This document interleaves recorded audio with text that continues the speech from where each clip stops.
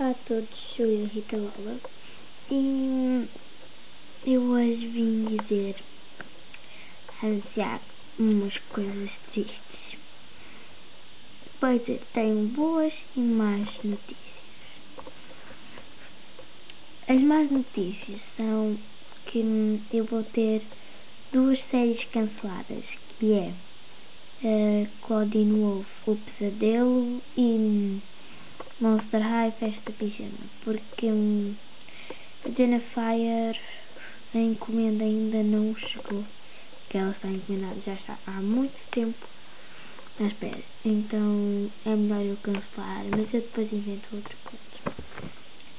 E a Claudine Wolf, O Pesadelo, pronto, eu não decidi continuar porque não me dava muito jeito. E pronto. E as boas notícias são que a nova série vai estrear esta semana. E a nova série é A Vida a Mudar, acho que vai estrear esta semana. E vou ter Little Pet Shop novos, por isso eu vou-vos mostrar quais são. E um vídeo, não é? E pronto. Depois vocês têm que ver. São essas as novidades. Então, tchau. Beijinhos.